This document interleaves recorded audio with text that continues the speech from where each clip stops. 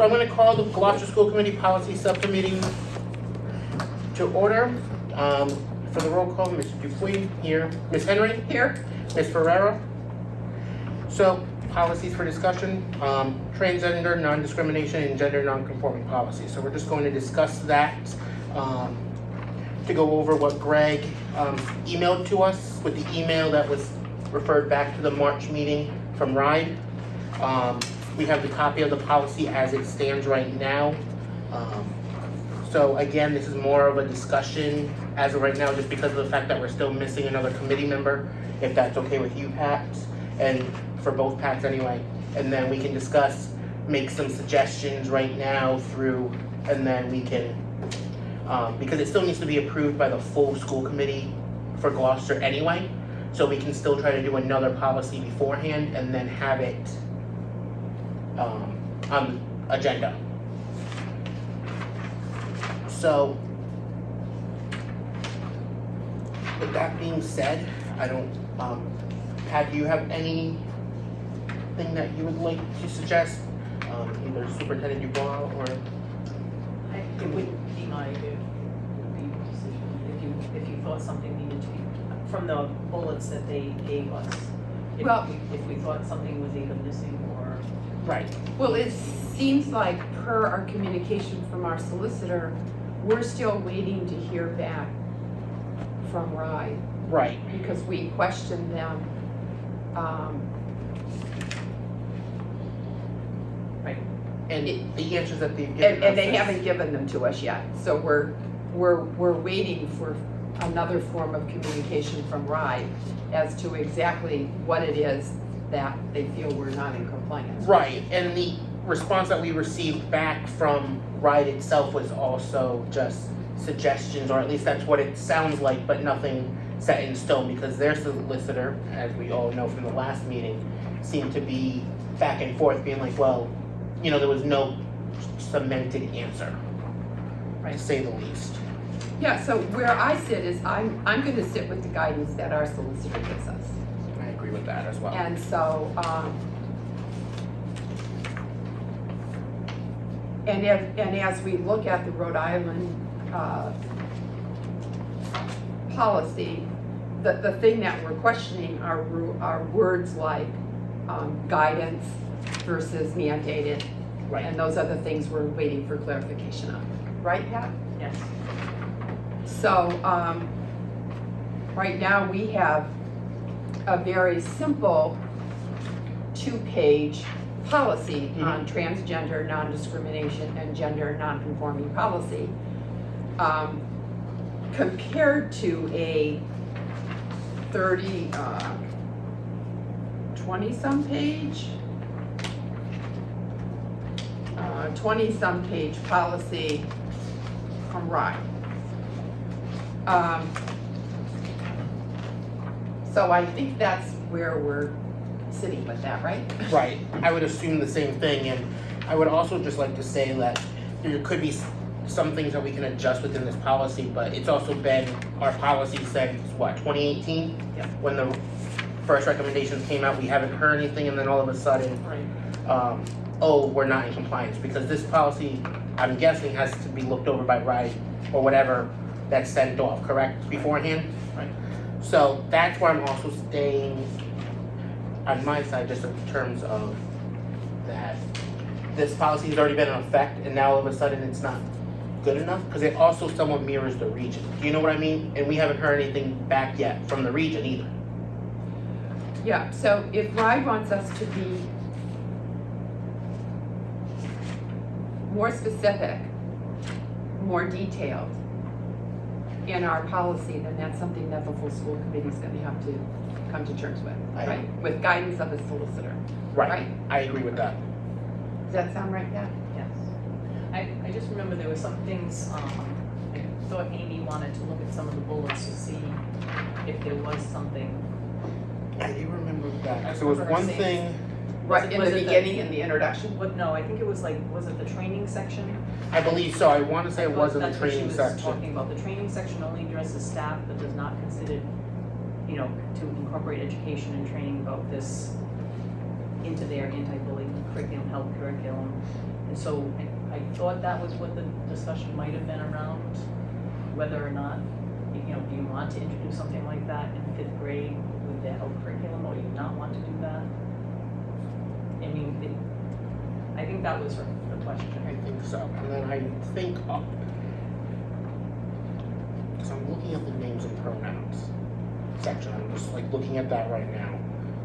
Yeah, when do you want to introduce it? Because that is one of the things that RIDE said they felt was a key element missing from the policy. Right about the training and, Well, should we put it on our next agenda to have discussion? because I'd also like to find out that, Well, it was on a meeting, and that's when Amy said, let's talk about it at a subcommittee meeting. So I think probably we need to have a subcommittee meeting first where Amy's at before we Right. go back. no, I agree with that, because And I then- also feel that with everything else that's being mandated by RIDE and everything that's being shoved down, unfortunately, our kids' throats, is there gonna be enough time to even start this lesson without pushing something else out of the way? You know what I mean? Because right now we've introduced sign language into the schools. Does that mean that we have to replace sign language, which is beneficial for not just students, but as well as for teachers, staff, everything else, and actually gives them, I feel, a leg up within the world to know American Sign Language and know sign language as a whole, if we have to say take that out in order to replace it with something else? I think the other issue too is that we're gonna have to make sure that the teachers who are gonna be doing the training, that they have the proper training to teach these subject matters, because that's really important. Right, no, I agree. You just can't assume that a health teacher or a PE teacher has the training to deliver this information properly, right? Right. No, I agree with that. But I think first we have to find out from Greg, maybe tonight, we can just double check with him and see If RIDE, if Anthony Catone ever returned his, you know, saying that this is actual guidance, or where is it? That was his question. Yeah, that was Is his it- last question. Yeah, guidance, or where's the Mandate. law that Yeah. says you have to. right. And we've also heard from, at the last meeting, you know, other groups that say, yes, changes can be made, or even one that said, I forget that individual, but, where he said, Yeah, he said everything was fine. Everything was Policy fine. great, yeah. again, that was a very small Right. meeting, but still just, so I think that we have some more Was it time. International Amnesty? I think so, I think it was International Amnesty. Yeah. So, in which case, in looking at other policies, I feel that ours is around the same. But I would also like to have Amy here, just in order to have her, as well as our solicitor, just to get the full rundown, making sure that what we can add or what we can take out, if anything, you know, is legal. Right. So, Okay, so I guess that's as far as this is gonna go. unfortunately. Is there anything that two of you found by reading that, you know, interested you, concerned you, that you might have thought, gee, we really should do that, or we really shouldn't do that? Is there anything there? I have, to be honest, I haven't completely,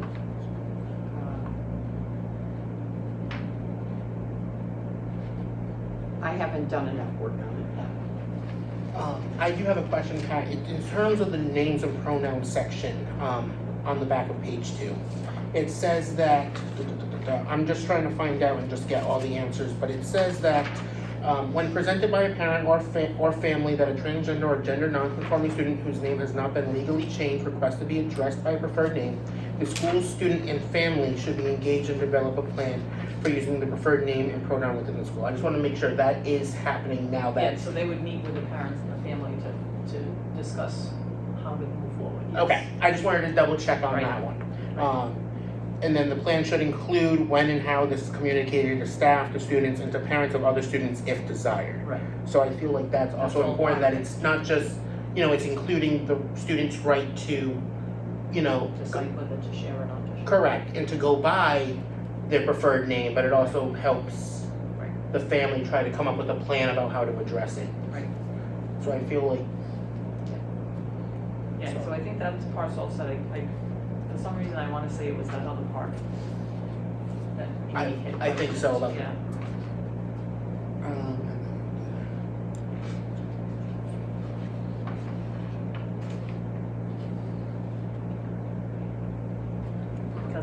policy, we only reference staff training. Right, for staff professional development. But again, we just need that answer, was that a mandatory thing or is? Right. So maybe when Greg gets here, we can just ask him. I agree with that. Where are we with Anthony Capone and answering Greg's last response back to him? Because even his response to Greg's first one.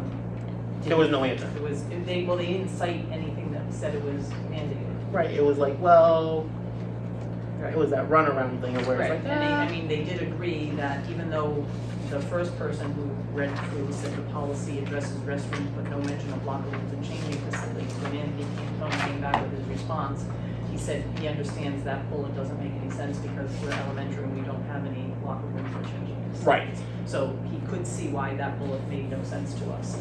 But the other ones, he didn't really give any, like, the training section only addresses staff if it's not considered to incorporate education and training, curriculum, student leadership trainings as stated in the guidance document. Even there, it says student leadership training as stated in the guidance document. right, it's not a mandate. Right. Guidance and mandate And are that- completely two different Right, things. that's why he went back to him and said, you know, show me where it's mandated. Right. That's what we're trying to find out. You know, which one is guidance and which one is. Because then it also says that it's missing explicit reference or pertinent federal and state regulations as to, but yet, I believe we already do that, unless they want us to add the words, pertaining to federal and state law, which we already have the state law, so do they just need us to add the word federal? That's a great question, but yes, I get it. You know what I mean? Yeah, oh yeah, definitely. Because we have the direct law through the We should Rhode Island probably Department. write that on there. Do they wanna see federal law listed too? So there's still some, Right. so that's one of the things that were, explicit reference to pertinent federal and state regulations. Some of those regulations are also 16 pages. Right. Unfortunately, do we really need like a 16-page? Right. Because I know that up at the region, we've sort of been cutting back on we've had policies that are like 12 pages long, and we're like, that makes no sense. We can cut it down, have hyperlinks to the direct laws or whatever. Right. So I think that's maybe something we can look into also for these policies. And I think another sensitive area when you're at elementary is the third bullet that Ryan mentioned, gender transition guidance. I mean, I'm not sure. You need that at elementary? Really. Right, and how do you exactly go about that? You know what I mean? But again, the word is guidance at the end of it, so. Right, gender transition guidance. So, yeah, so I think we just have to wait for Greg tonight and ask And that then- question. See where we're at. But in that same section, it also says the policy addresses restrooms, but no mention of locker rooms and changing facilities. In elementary schools, we don't have locker rooms. We don't have those types of things either. So seems to be, from the email that we've received from RIDE, looks to be just that blanket statement. Other than, well, this, sort of like if you use Chat GPT or whatever, being like, well, you're missing these keywords, these keywords, these keywords, and therefore Yep. your policy's not in compliance, even though It is. it is. If that makes any sense. That's how I feel. Maybe it's because RISE is more K through 12. That's what I'm thinking also, that And we're trying to do something K through 5.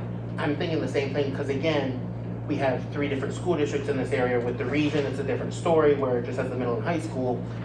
They might also think that, oh, Gloucester's K through 12, even though they should know that Gloucester's only K through 5. So, but again, we can schedule another policy meeting. We can look over some more of this. Pat, is there anything else that you would like? I do think, Pat, that third bullet, gender transition guidance. What does that? Yeah, and I think, I don't know how, Because I did email this person back at RIDE originally and say, you understand, we're talking about We're talking kids that are like K 8 to years old. 5. Yeah, and she kind of alluded to the fact that it was a K to 12 policy, so it was like, well, that's why it needs discussion on what, and what is actual guidance. And maybe It's just we the should- word guidance is just here. Right, and maybe we should also put in our policy for Gloucester School Department K through 5, put Yeah. that in there, Right, just so, which is gonna get annoying. because I think we need to be aware that we need to be sensitive to age appropriateness. Correct. And that's an expectation I think our community holds us to, right? I agree with that. That we're sensitive to age appropriateness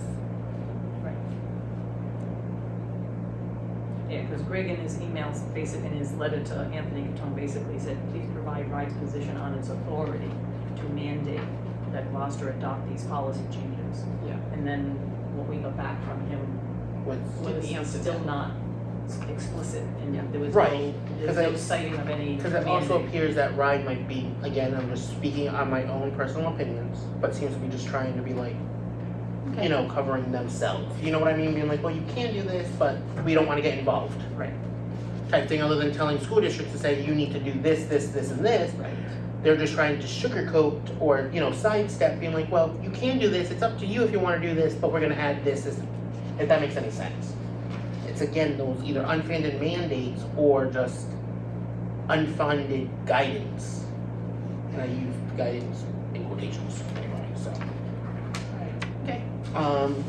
So with that, we're gonna end the discussion on the transgender non-discrimination and gender non-conforming policy. We will have another policy subcommittee with both our solicitor being here as well as the full subcommittee, with Amy, myself, and Pat. This way we can discuss it and then we can bring it up before the full Gloucester School Committee meeting at a later time. Because I don't believe If we need to make any changes. if we need our to make current any policy. changes to our current policy, once we have full. Yep. So with Alright. that being said, we're gonna add, we're gonna go to the next one, policies to review. Right now, I don't think, Catherine gave me something to pass out, but I think seeing we're stuck on this one, I don't know if you really need this yet. Yeah. We'll wait. Okay, I think yeah, we need to we get can through wait one and see. before we look at I other ones, agree. so I'll save those. And I would say we'd probably have to do the same thing with Catherine for number 4, trying to get a date For the next for one. the next one, and maybe if group chat's not working, Yeah, I don't do, yeah, well, maybe just send us send an email or something. You could do email. Right, so maybe we'll write that on that page, have Catherine please, send out email confirmations.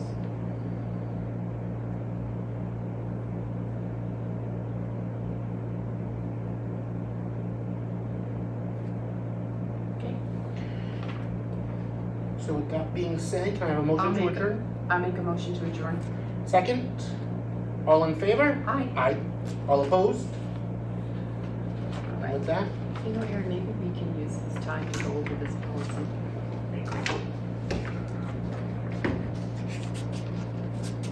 so that I can give to Catherine. Television is on, chat with me, so. Let's see.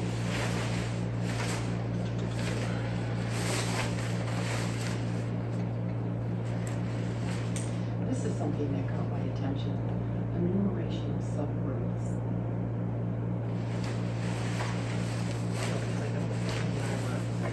Just the way that this read here, like when we first read it, like it sounded like, maybe like secret surveillance, if that makes sense. So that's why I asked you. No, that's Just the way that it sounded, I'm like, Yeah, like are we a school that's not letting parents know the child wants to know? right. We are completely transparent about that, right? Thank you for coming. Thank you. Yeah, thanks. We'll see you again. I Sorry. Sorry it was so, An abbreviation. It's okay. It's okay. but we will have more and We'll Feel try. free to Some of us comment. will be back. yes, Can I make one comment? yes. I am worried about some comments that were made previous to the meeting, during the meeting, and after the meeting about communications between committee members, not that might be talking about subjects. I don't know what the things are in a group chat or whatever, but you know that discussions about policy have to be done. No, within this the is No, context about this a is just about meeting date. schedule. I know that, but I also want to make sure that you're clear on that because I know there are, quorums, rolling quorums, things Right, like that. right, right. And I just want to be, I watch a lot of meetings. Are you and- coming to the meeting? That's all it was. Yeah, no, that's all fine. I just Yeah. want to make sure that, be careful of that because if you, No, no, then it can and add even to- like pointing out stuff now between the two of you, it's not a problem, but it could be a problem if that gets communicated to another member because then it becomes a rolling quorum. Right. So I would just be careful of that and I'm not keen to report it